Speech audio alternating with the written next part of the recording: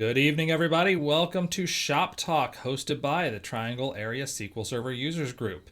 So, before we get started and I announce the lovely people who've been around me, I do want to mention again TriPass board elections are coming up. Nominations are accepted through November 10th. So, if you are interested in running for one of the three board positions currently we're going to elect, let me know. Send me an email, shoptalk@tripass.org. Hit me up via Meetup, however you want to contact me, and we'll get you running if you want to be. So with that, let's switch over to the big screen. So today, almost a full cast. Directly south of me is Tom Norman sporting the blue screen versus my team green screen. How you doing, Tom? Hey, good, Kevin. How are you tonight? I am well. And still in an undisclosed location somewhere, possibly above the Rocky Mountains. Mala Mahadevan. How you doing, Mala? Hello, I wish I was in the Rocky Mountains somewhere. All I'm doing is sitting at home. But hello, everyone. Uh, for stream canon purposes, home actually is an airplane. Mala lives in an EWAX, so she can fly over wherever she wants. I wish.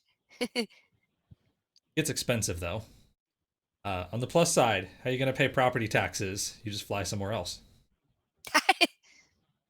So we have one more announcement before we get started. Azure SQL Championship is underway. You have an update for us, Mala? It's a bit late in the day. It's almost done. If any of you participated, then thank you. We have a good turnout, and I have a bit of work to do by way of judging. We just got some emails to that effect. So thank you to everyone who participated, and the results should be out soon. Okay, great. A couple conferences in the very near future. Pass Summit, November 10th through the 13th. I'm actually still working on my pre-con. Don't tell anybody associated with Pass that I'm still working on my pre-con. So if you want to attend Pass Summit, use this discount code LGDISC-WY7 to help out the Triangle Area SQL Server Users Group and also to save a bit of cash on Pass Summit. So check that out. You'll be able to see sessions from a whole bunch of people. Missed the property tax joke, probably not funny. No, it definitely was not funny. So there will be sessions from a whole bunch of people. I've got one, Tracy's got one, Tom's got two. We have several people from North Carolina who have sessions, couple hundred sessions from presenters across the world. So go check that out. Also, Data Platform Summit. By the way, I'll drop a link in for Pass Summit for registration. There is still time to register for that. Meanwhile, Data Platform Summit, November 30th through December 8th. 200 total sessions, including some Microsoft sessions. If you use the referral code TRIANGLE-SQL, you will get 55% off on that. So, pretty good discount on that as well, using a code. Those are all the conference shilling announcements that I have for tonight. I will say that I also have a pre-con for that. Don't even ask me how it's going. It's going fantastic, trust me. Definitely going fantastic. Totally done with it, I'm sure. But that'll be in December. The big thing that hit this weekend was that Solarwinds is intending to purchase Sentry One. So Already purchased, I think. Already purchased. have they already purchased? The Sentry Yeah. One notes were intend to purchase. Okay. But it was predated, but it's over the sale. Gotcha. So a couple links, one from the SolarWinds investor page, the other from Sentry One. Andrew says it is not closed yet. That seemed like that was the general gist. Mala pointed it out to us on Saturday. So, what's the story behind that?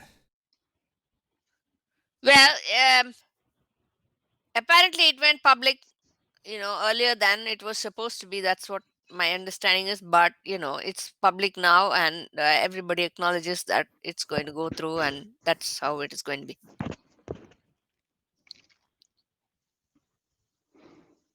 Yeah, yeah. It'll be interesting to see what happens because Century One has their flagship product, uh, Century One SQL Century, and SolarWinds has their database performance analyzer. Be interesting to see what happens. I've heard that they're kind of trying to merge the two products together, but that's I don't know. It could just be me misreading things. I don't know what they intend to do with it, uh, but I will say that there are two quite different products, even if they are both SQL Server third-party monitoring solutions. So, Well, Mike, there's definitely the presentation level between the two is totally different. yes, absolutely. Yeah. Well, I mean, SolarWinds, and to me, it's like, how does one merge two products which are essentially having so much overlap and kind of doing, I don't know. I don't even understand that statement very well. It's Anyway, we'll have to wait and see. yeah, we will have to see. So SolarWinds Mic is a company that really was well known for their network monitoring software. They had a really good syslog project. They bought up a lot of Ooh. networking tools in the 90s and early aughts, and are one of the bigger players in third-party monitoring across the board in different aspects. So, network servers. Then they got into databases. They bought and sold and bought and sold and bought and sold Embarcadero. Uh, Who has Embarcadero now? Boy, that's a good question. Embarcadero, I think, I thought didn't Century One have it? no, not Sentry One. I'm trying to think who bought them. No, it's not Sentry One. Maybe Idera bought them, or some big company bought them. I don't remember who. Idera. Yeah. Adira, yeah. Okay. So now we're going to have basically three big players in the database monitoring, third-party database monitoring solution. We'll have Idira, we'll have Something from SolarWinds. Quest, and now SolarWinds. I wonder how much of the market Quest really has after they sold. The whole fiasco with Dell went on some time ago. So I don't know if Quest is a serious competitor, but That's a good question. And Redgate's in there somewhere. Oh, Redgate, the Redgate is in there, yeah. monitoring tool is not all that popular, to my knowledge. Right. No, I don't think Redgate's monitoring tool is that popular either. Right. No, Idera might be, a competitor as far as cost is concerned, because the Idera tool, many companies buy it because of the fact that it's very reasonably priced. I worked with it at two places, and the price was very affordable. It's not too shabby for a small environment if you have it. So my friend Vicky, who you all know is the PM at Microsoft now, she wrote quite a significant portion of it. So it's not too shabby at all for the money they cost, but it's mostly for smaller environments. Right. Right.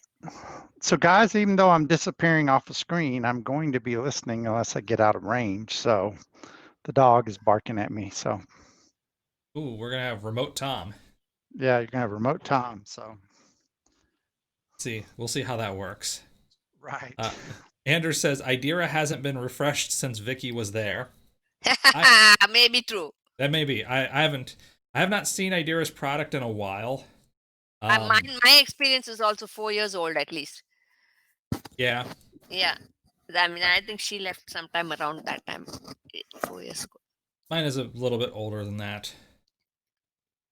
So that was interesting news, and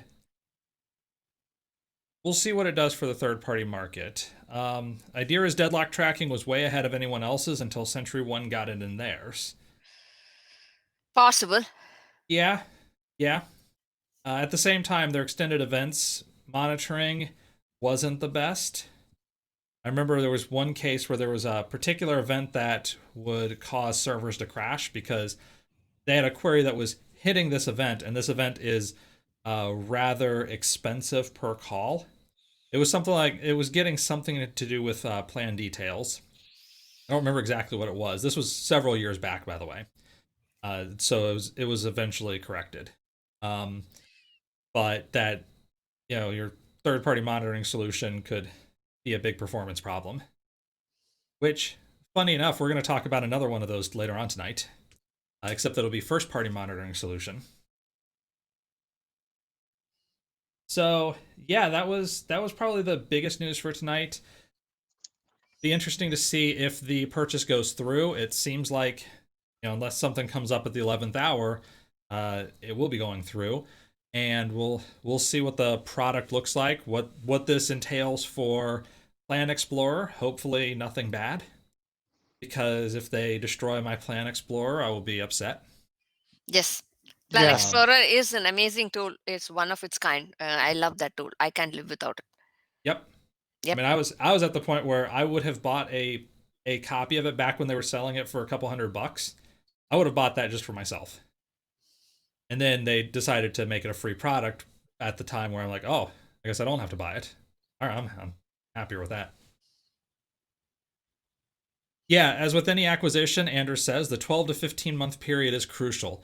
Right? I mean, that's going to give you an idea of who's in and out. Even within the first few months, you figure out who's walking.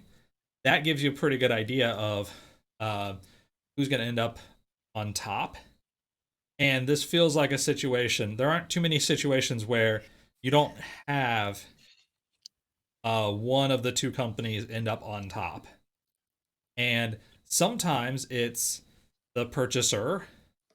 Sometimes it ends up being the purchasee who ends up winning out. That's pretty uncommon, but it does happen. And it's going to be interesting to me to see if someone like SQL Greece can kind of grease themselves in and take some market share because of all this and stuff. Possibility. Yeah, I mean there could be a gap. It's going to depend as well on which parts of which products they end up sticking with. Now, that said, I don't think any of the third-party monitoring solutions are outstanding. They all have their positives. They all share a couple of negatives, and one of them I think is in user experience. So I figured, time to try Apex's free Plan Explorer. Maybe I haven't seen that before. I'm gonna stick with Century That was One a big Plan Explorer. negative. So Mala, it sounds like you've tried their Plan Explorer. Sorry, yes. And my vote is, I'm very passionate, like Kevin is, about the Century One Plan Explorer. I cannot live without it. I hope nothing happens to it, and I want to keep it. I mean, I like Apex. I have nothing against Apex at all. But Plan Explorer is one of a kind, and I like Apex tools. I really like even their documenter is pretty decent. I was checking it out recently. So nothing against the company or their products. But for Plan Explorer, I want Century One. Right. Yeah, right. I actually have used for years Apex SQL's documenter, and I love their documenter. Right. But it's I'm amazed at that company because they really haven't grown, because they hired a marketer there for a while that was doing some of their marketing for them, and then they just kind of fired the marketer and kind of stopped marketing and stuff and really supported any of the they do nothing basically to really support the market, or the Yep. to get their name out there. Basically, they really don't do a lot to get their name out there. You either know about them or you don't. Right. Yeah, I also use Apex SQL's formatting tool. I've been Mm-hmm. using that. I've had a paid license for that for a while Mm-hmm. because it was the one product that could get about 95% of my employer's formatting rules correct. Couldn't do You like 100%. you like it better than Redgate's tool to Yeah, do I that actually for do me? like it better than SQL Prompt. Yeah. SQL Prompt I could not get. There were several specifics around formatting that were that are a little bit weird, and SQL Prompt did not give me an option to say, no, I want this level of indentation on this type of operation. So, like for example, uh, indenting in one level when you're inside of a common table expression or an apply operation or a subquery. Parentheses on new lines at the same level, except no indentation on a stored procedure set of parameters. Those are all flush left, but then indent inwards. So there were a lot of complicated rules, and Apex SQL's tool did the best job of dealing with all of those complications. So my little rant on monitoring user experiences comes from a talk that I do about dashboards and what makes for a good dashboard. The most important thing to me for a dashboard is actually at an emotional level. You should be able to look at a dashboard. If this dashboard is for you, you should be able to look at it and be angry or happy. You are angry because something is wrong, I need to go fix this. Or I need to actually like get up and do my job. Versus everything is looking good, I am happy, I can continue doing whatever it was I was doing. And to the extent that a tool is capable of doing that, where at a glance it will strike that emotional tenor with you, that is a great tool.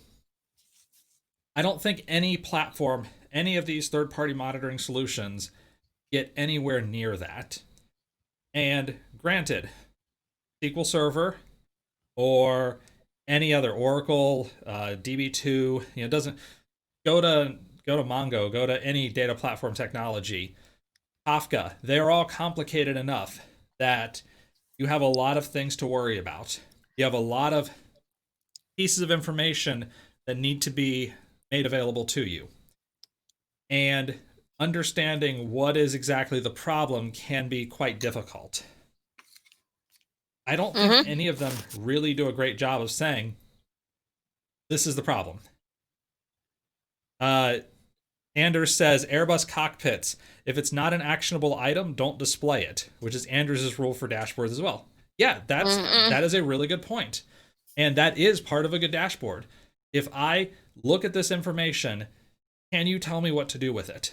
Or at least, do I know what I can do with this?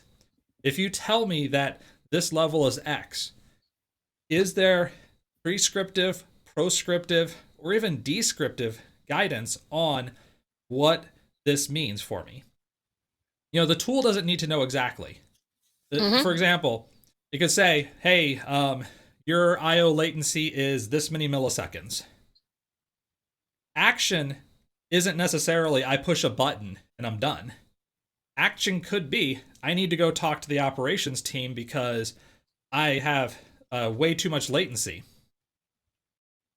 So there ends up being a problem there. But at least it's something that I could look at, and if I have enough experience and I have enough information on what looks like normal, and I have an idea of what the issue might be, I might be able to solve it. But when you throw dozens of metrics, not even exaggerating, dozens of metrics, I was going to say hundreds, but let's not exaggerate too much. You throw dozens of these things in my face, it's hard for me to get a good reading of, well, do I have a problem? If I'm just airdropped in on a new system and all I have is a copy of one of these third-party tools, do I have a problem here? Can I tell? And how long is it going to take me to tell? that's the first issue. And Yeah. there are ways that different tools, including since we're talking about Sentry One has their ability to baseline.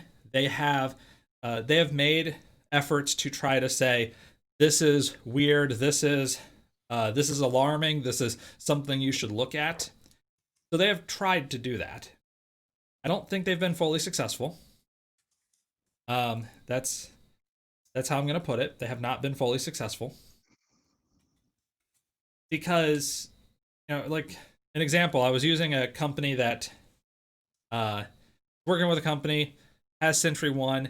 They were experiencing issues. Ended up being signal weights, SOS scheduler yield signal weights, because of massive CPU overutilization, which ended up being a bunch of really not very well designed queries that were taking up 8 CPU cores, and the box only had 16 total. So there was a lot of waiting. I actually couldn't get that information just from the product. I ended up having to go grab Glenn Berry's diagnostic scripts and go, hey, run this query, give me the weight stats that come back. Because I see, oh, you've got high weight stats, but it doesn't tell you the important things. What is the breakout of this? This is high CPU. All right, well, you're grouping SOS scheduler yield, which might be CPU. It might not be CPU. SOS scheduler yield doesn't necessarily mean you have a CPU problem. Yep. That's going to depend on whether you have a high signal weight percentage. But the product doesn't tell you that. Or at least I couldn't figure it out. And it became so much easier to just run a query. But again, if I'm not coming in there knowing about scheduler yield, knowing about these details, I could not have diagnosed that from the product itself. Mm-hmm. So I'm no DBA. Yeah, it's true. I am not a DBA anymore. Then I ended up making more money. But even at that, I agree with you. I've used Quest tool, I've used Century One's tool, and I find it easier to go outside their tools to find things and stuff. Like we were talking about earlier, my first go-to is SP2. What's running? What's happening on the box? Yeah, or who is active. So Yeah. my thing on tools is just what I used to tell my DBAs is that then they cannot tell you how, they can only tell you what. Like they can only give you a list of metrics. Here is what it is. Okay, it's up to you as a DBA to figure out what to do with them. It's not the tool's job to do that. And I know some tools get into performance tuning, but I have not worked with any tool that helps a lot in that direction. Most tools are just easier, to tell you what the metric is about. That's been my experience, at least. There goes Tom. Yeah, I think that's a fair description. I think that's reasonable. That's kind of why I also sometimes like to tell people, if you don't have money for tools, if you work in a shop that has System Center for any reason, SCOM comes with System Center. SCOM is a clunky tool to set up, and it may be a bit hard to manage, but if you can get around those things, it is way cheaper than any other tool that's out there, and Microsoft will really cut you, at least they used to cut you good discounts for the product. It's very good for you to get your basic metrics out of a SQL Server environment. That's literally all it will do. It will not get into telling you if this is good or bad, or light up red or light up green or whatever. It cannot do all that. It will just give you numbers and tell you if the service is up or down, whatever, that kind of very dumbed down stuff. But it's good for that, and it's very affordable. Yeah. Well, speaking of not having much money, yeah, there is a monitoring solution that our co-host Tracy has been a major player in. And I'm linking to a set of articles from a couple years back. So she helped put together a monitoring solution using Grafana, Telegraph, and InfluxDB. So collecting time series data, pushing it out from SQL Server into the time series database, and then reporting off of that. And I ended up a bit after that, shoot, this was probably a bit over a year ago. Yep, almost 2 years ago now. A link here for my experiences in putting it all together. So kind of a step-by-step walkthrough of the things that she had put in several posts, trying to simplify the process a little bit. That solution works pretty well.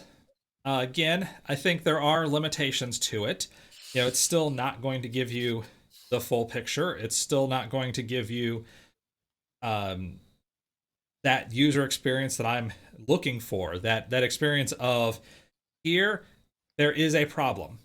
Mm-hmm. Yes, I may not be able to tell you what you need to do to fix it, Mm-hmm. but at least I can tell you, here is a problem. Mm-hmm. And, in some cases, it's easy to see, oh, your CPU has been spiked, it's redline 100% for the last several hours. Mm-hmm. That could be a problem, Mm-hmm. especially if I understand well enough that our CPUs, we never get above 40% utilization. And if you're at 100% for several hours, all right, we got a big problem now. So it doesn't do that. It gives you the start of it. And importantly, it's also free. All those products are free and open source, so you can develop it out.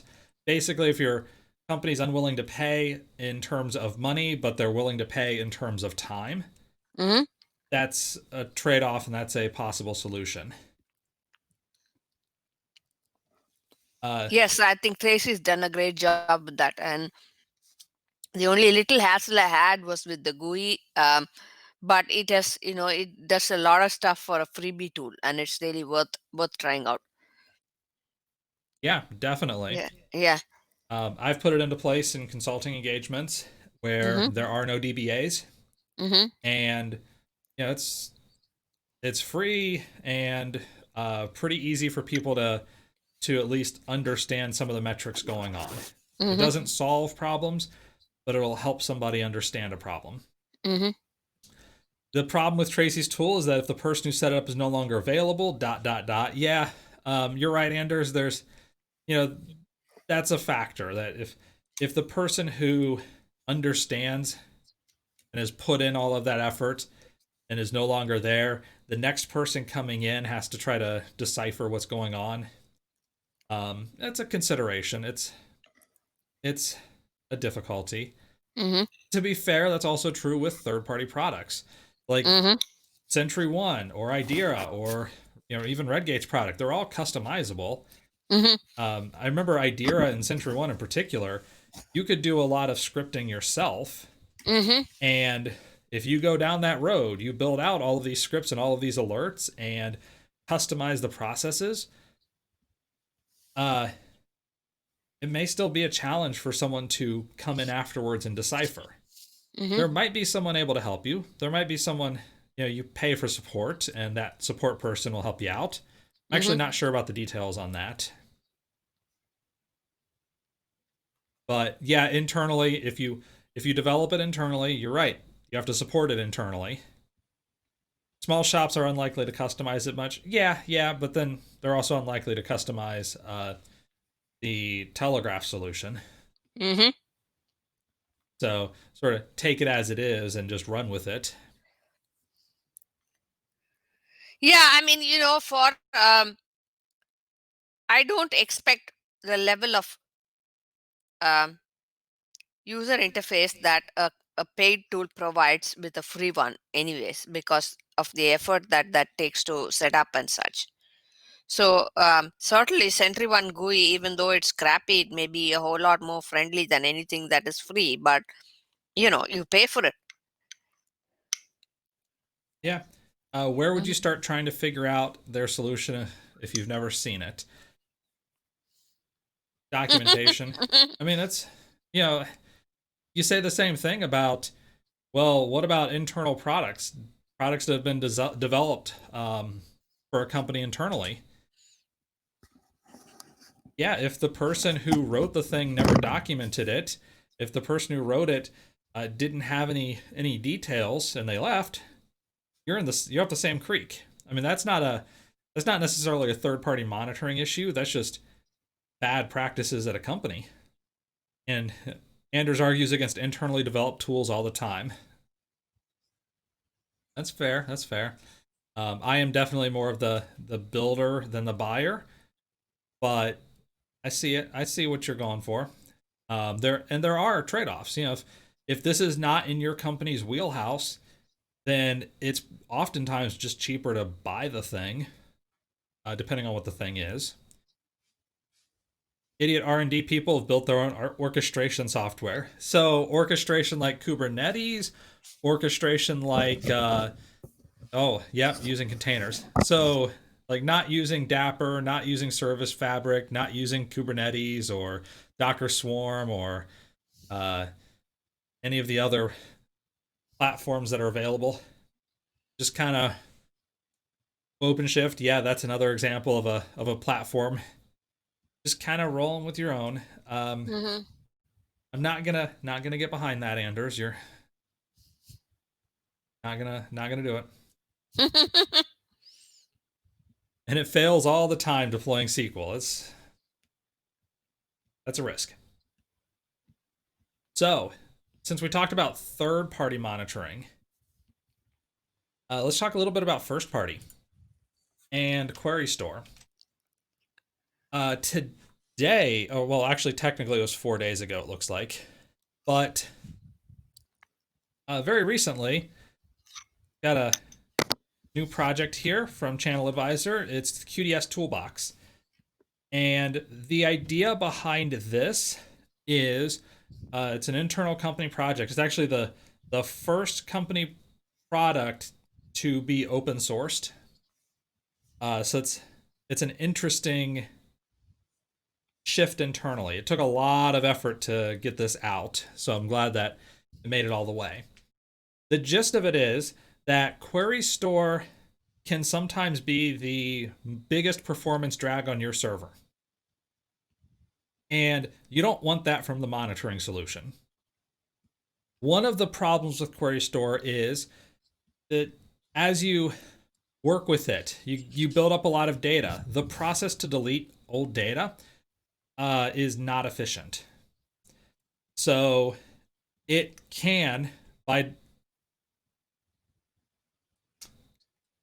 can cause blocking. It can cause performance issues. It can get to the point where it limits the ability to write to a database, not even Query Store bits, but just executing procedures that write to the database because it's just burning so much IO. So some people internally at Channel Advisor, Pablo Lozano especially, Pablo's the one who has got his name attached to these releases. They've put together some scripts to automate deletion of data from Query Store, to work with the server analysis so that you can get data from multiple databases in Query Store combined together, go across the entire instance. So that helps a lot when you have schema structures that are replicated across a bunch of databases. So I may have customer data and I have multi-tenant implementation where maybe each customer has their own database, or we have several customers within a database and we break that out across several databases so that we can handle, say, moving bigger customers to different file groups, or being able to back up and restore databases, or even I can take this and move it over to another server altogether if need be. Query Store Toolbox will help you by being able to go across those several databases and write queries. What are the top queries for all of these databases in my instance? Instead of the Query Store model, which is go to a particular database and look. So there are also T-SQL implementations of the types of data you get in those Query Store reports, which means, again, you can script that, you can automate that, you can track that across. If you have, like in this case, 2,000 databases, there's no way you want to use the Query Store UI for that. The Query Store UI is awesome if you have 1 or 2 databases, and it's a lot less awesome if you have 2,000 databases. So that is now available on GitHub. It's Apache 2 licensing, so in your corporate environment, there shouldn't be any problem getting that license through legal. It is only the backend queries. Yes, it's not there is actually a reporting solution which is separate from this that's not included in this release. I don't know if there will be any sort of reporting, but we'll see. Solomon says that he advocated years ago Channel Advisor release their release tool as open source. Yeah, at that time management wouldn't consider it, and now there's a bit of a different attitude. It has taken about 5-6 years. People have been broaching that topic for quite a while. I mean, I remember actually Tracy being one of the people early on who wanted to get some products released. That release tool is still really nice. I can't talk about it much more because, well, it's not available. But it's changed significantly over the years to handle working with other deployment platforms, and I think it would actually be kind of cool to see it cleaned up and open sourced. But there's a little bit of a difficulty with companies where, oh, we developed it, so it's secret information and it's a competitive advantage. And in practice, no, it's really not. It's almost never a competitive advantage. And the benefits you get from making it available and saying, this is the type of software we write, this is the kind of problem that we're solving, I think that overwhelms any momentary difference in, well, we can clean up Query Store faster than our competitors. That's not going to sell anybody on the company for buying the product. But it may sell somebody on the company for, working as a database administrator.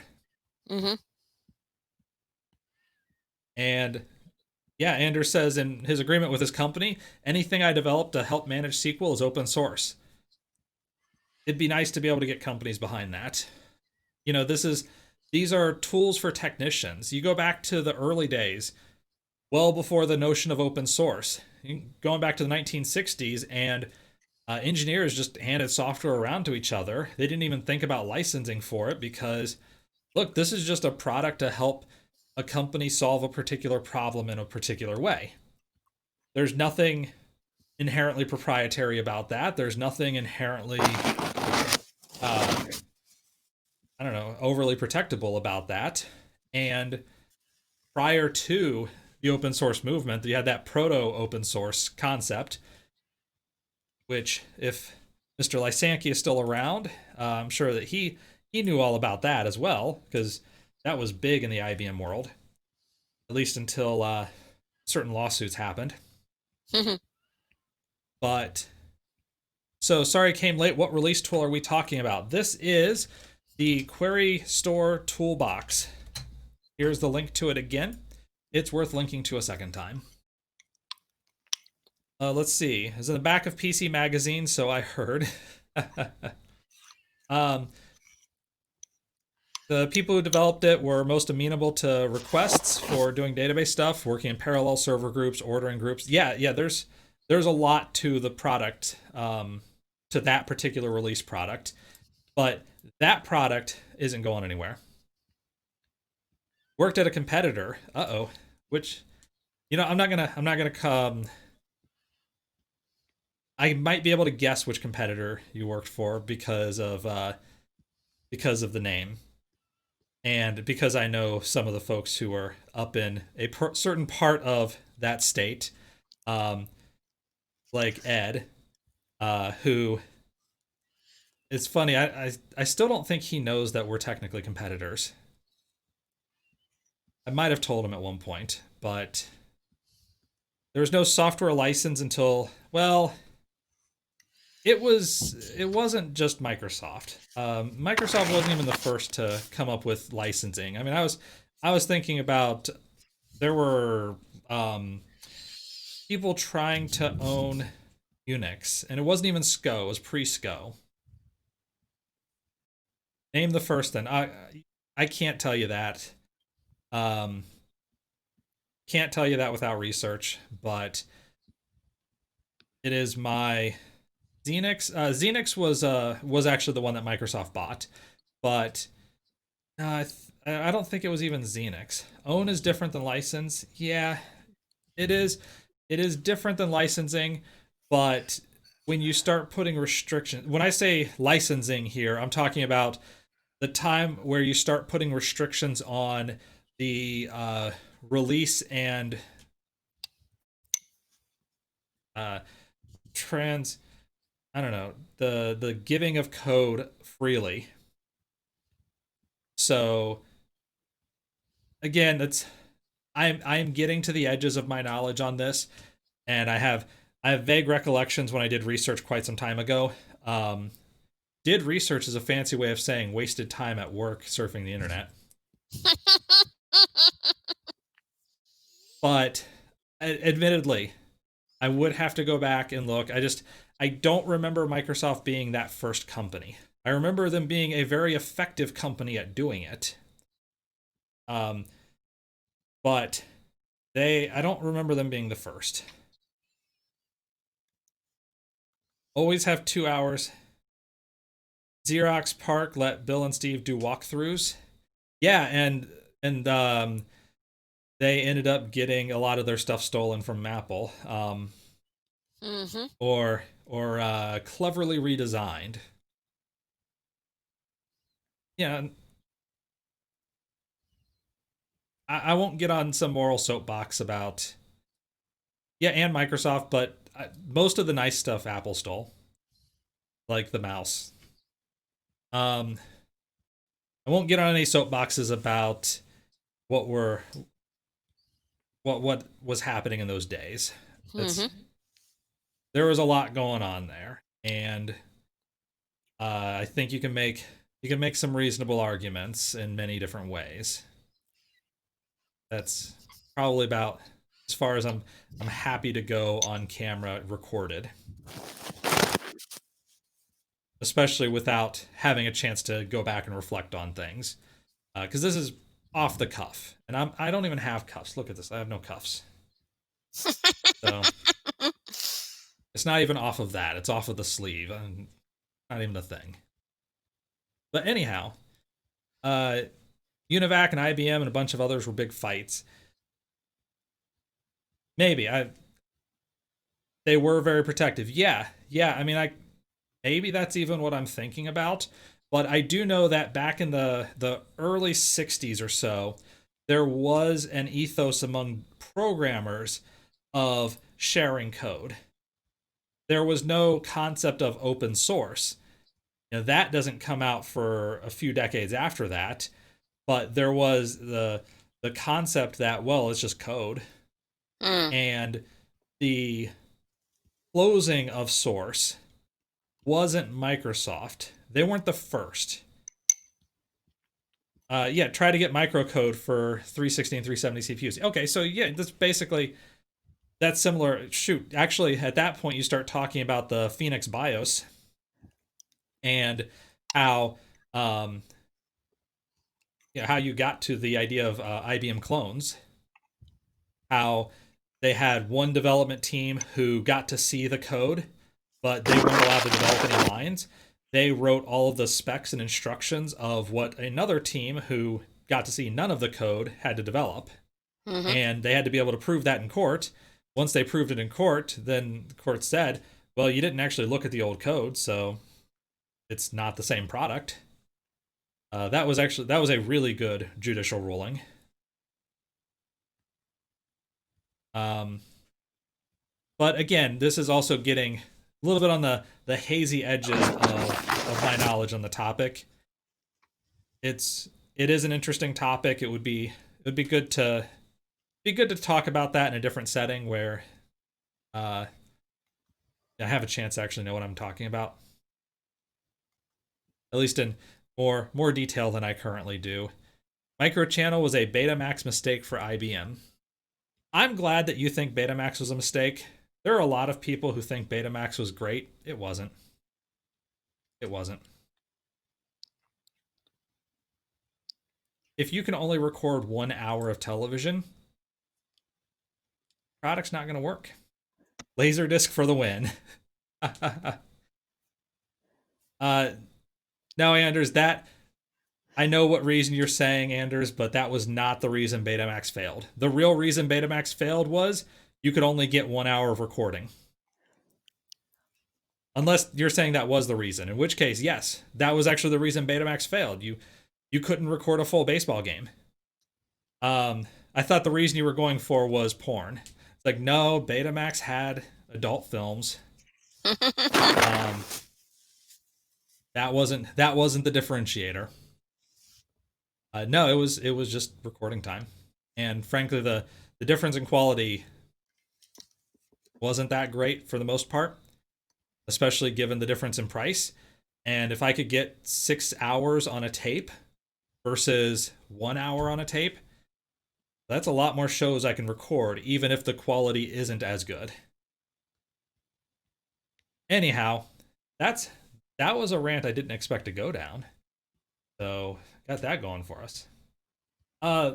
Speaking of rants I don't expect to go down, got a link, one more link for tonight. This is the Robert Half Salary Technology Guide for 2021. So it's available, it's ungated, and I'm actually going to share screen for this portion. So let's come up here, share this screen. There we go. Salary Technology Guide has a focus on the US and Canada. You can see above it's 41 pages, but what is interesting about this is, come on down, a little bit, there we go. And there we are. Now we're cooking. Basically, they hit the 25th through 95th percentiles for salary.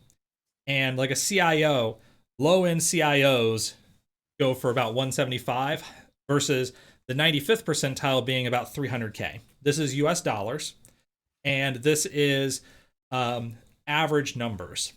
So what they do is you have different sets of people. Like, for example, interestingly, software engineer versus software developer.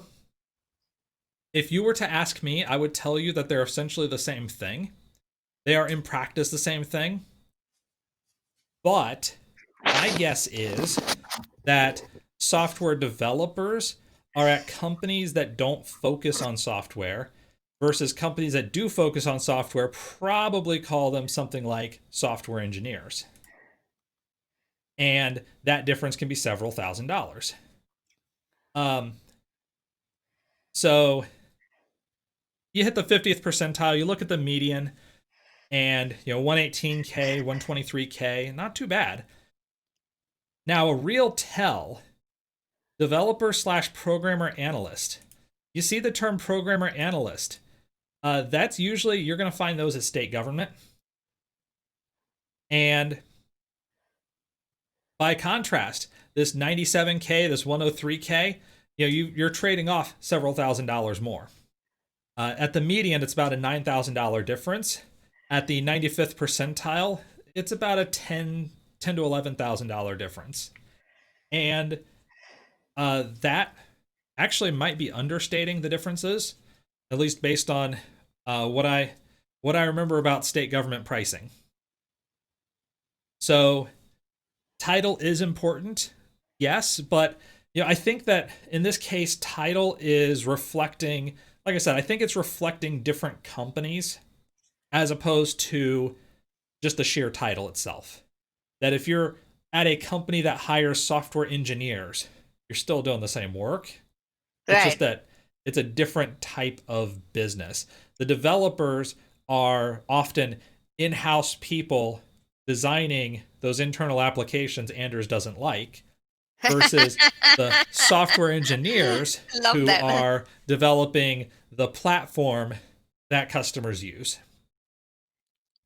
That's kind of the feeling that I get, but I could be wrong. Now, the important question. How much more do DBAs make? It's an important question. Actually, the answer did surprise me a little bit. If you were talking strictly database administrators, at the median, just over 100K, versus our software engineers who are at about 123K. What is surprising about that is, yeah, that sounds low to me for DBAs, says Anders. Yes, that's what's surprising to me, because generally my experience has been that database administrators are more expensive than application developers or software engineers. In some places. In some So places, sure. I have worked in companies where that's not true. Okay. I was of the same exact opinion, but it is very dependent on the business and the nature of the company. It is not universally true. Right. That's true. That's true. Yeah. Solomon mentions, not sure if this is a thing, but back in the 90s, Texas had a law that said you couldn't have engineer in your title without an engineering degree. The company he worked for bought a company in Texas. Many of us had our business cards reprinted to remove the word engineer. There was a story, if I remember right, it was in Oregon, of a guy who was complaining about a traffic light, and the traffic light was obviously wrong. So he wrote to the city and said, "Look, this light is wrong. Here's how the light is currently running. It would run much better if you had the signal synced up this way." And in the letter, he mentioned being an engineer. And he was I think he might have been a software engineer or something like that. But the city actually came after the guy because in their rules, you could only call yourself an engineer if you were licensed. And also what Andrews is talking about in Europe. There are places where, yeah, licensing, where it was licensing, not even degree, but that you had an engineering license in order to do it. Because, generally you talk about something like a civil engineer. And he wasn't claiming to be a civil engineer. He was, however, said he is an engineer because, well, that was his job. So that word is a little bit loaded in the software world.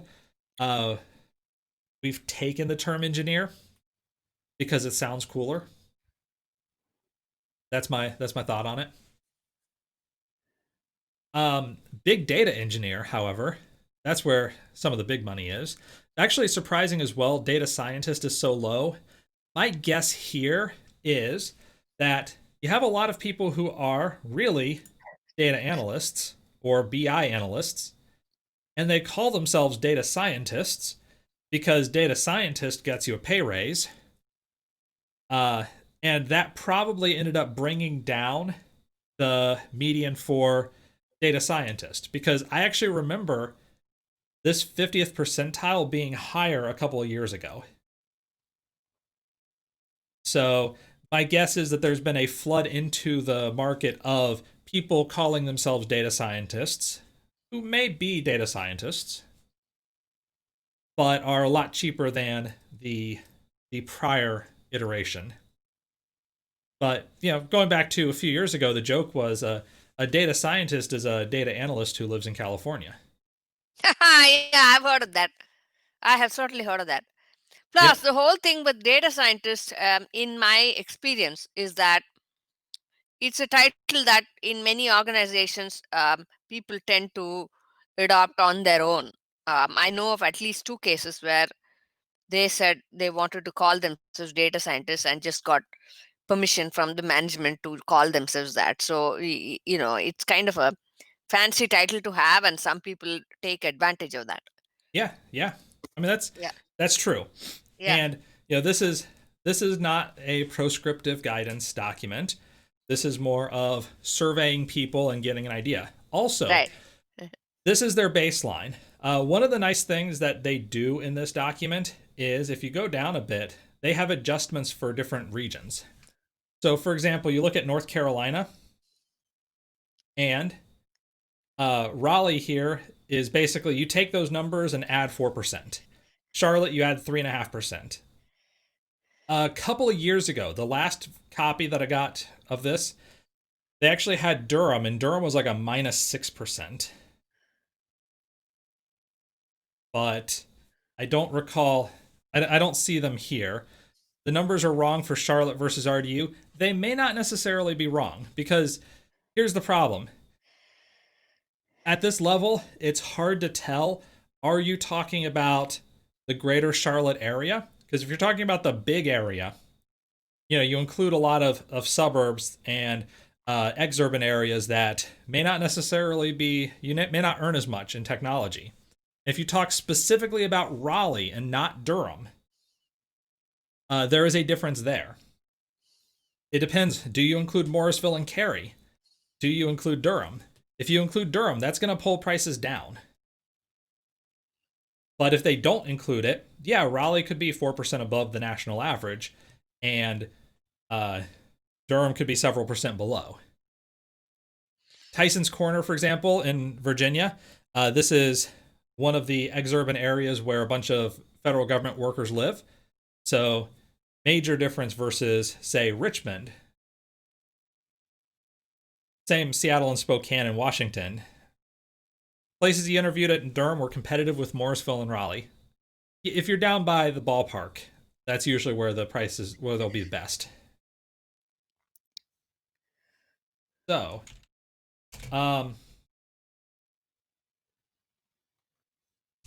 the other thing, so do we multiply the salaries below by 1.04?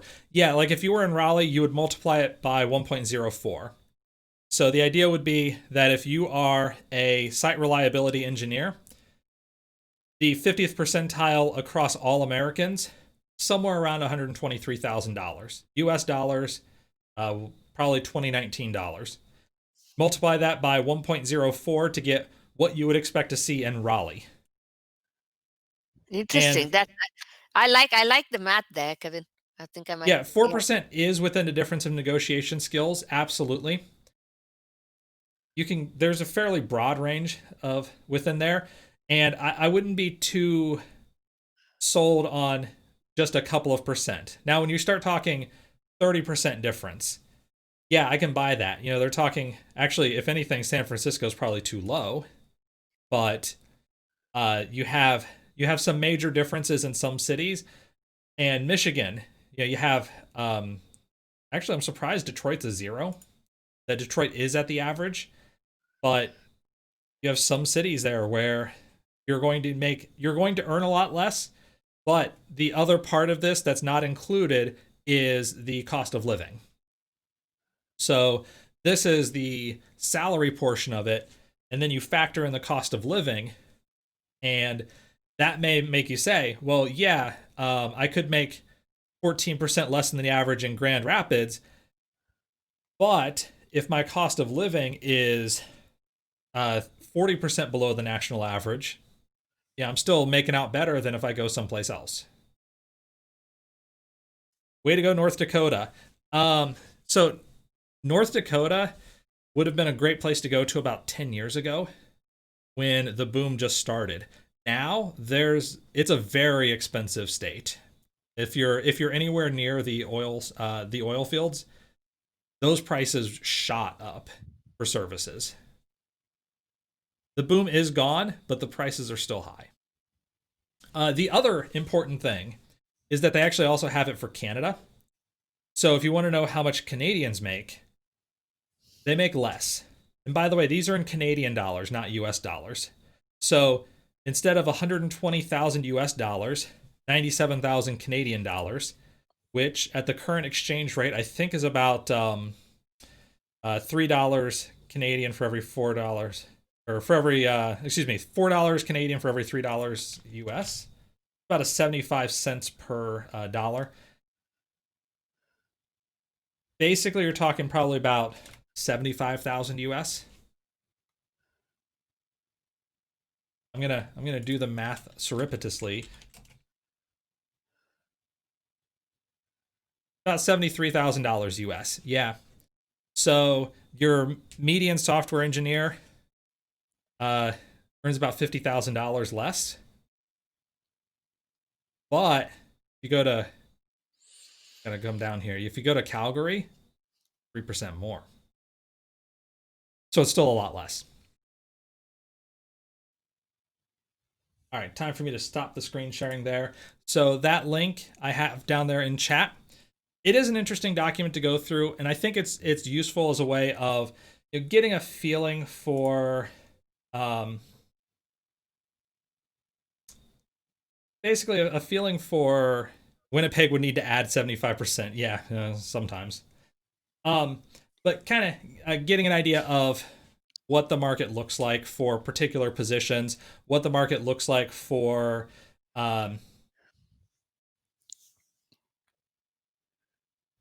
whether you want to be in the database world or the networking world. And it was interesting to see some of those changes over time. So that is going to do it for tonight. Thanks everybody for stopping in. As always, show notes will be available at shoptalk.tripass.org. Thanks, everyone. Have a good night. Yep, and we'll catch you next week.